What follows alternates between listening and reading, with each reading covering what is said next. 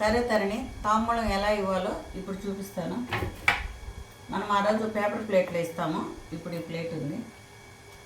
Jacket compulsory ఏం లేదు, ఇవ్వాలనుకున్న వాళ్ళు ఇవ్వచ్చు. వరలక్ష్మి వ్రతం రోజు ముత్తైదులందరూ తాంబూలానికి వస్తారు. శక్తి ఉన్నవాళ్ళు చీరలు పెడతారు, లేని వాళ్ళు ఇంతమంది కానీ జాకెట్లు ఇస్తారు. ఇదే కంపల్సరీలే, ఇస్తే మంచిది అంటారు. లేకపోయినా పర్వాలేదు, ఒట్టి తాంబూలం వేయచ్చు.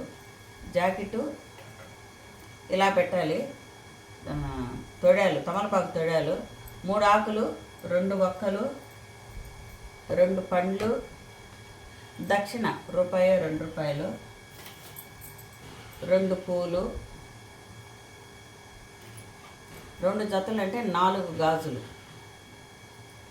పసుపు, ఎరుపు, ఆకుపచ్చ, ఇట్ట పింకు అవే ఇవ్వాలా. ఇంకు బ్లూ, యాష్ కలర్, బూడిద కలర్ లాంటివి అమ్మనికి పెట్టకూడదు, ఇవ్వకూడదు. చాలామంది వీటిల్లో పసుపు కుంకుమ ప్యాకెట్లు ఇస్తాంటారని అవి ఏం అవసరం లేదు, ఎందుకంటే అవి ఎవరు వాడరు, పక్కన పడేస్తారు. మనం తాంబూలం ఇచ్చే ముందే వాళ్ళ కాళ్ళకు పసుపు పూస్తాము, ఇక్కడ చంపల కింద గంధం పూస్తాము, నుదుటిని కుంకుమ పెడతాం. కాబట్టి ప్లేట్లో ఉంటాయి. వీటిల్లో ఈ తాంబూలంలో ప్రసాదము శనగలు కంపల్సరీ, నానేసిన శనగలు పచ్చివే ఇవ్వాలా, అప్పుడే ఫలితం వస్తుంది.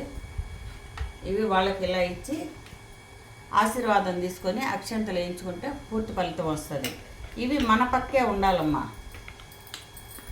ఇవి మన పక్క ఉంటే మనము పూజ చేసి వాళ్ళకి ఇచ్చినట్టు.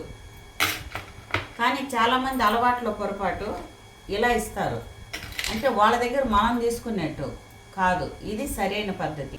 మొదలు మన వైపు, ఇచ్చే వాళ్ళ వైపు ఉండాలా, తీసుకునే వాళ్ళ వైపు కొనలు ఉండాలి, అప్పుడే పూర్తి ఫలితం వస్తుంది.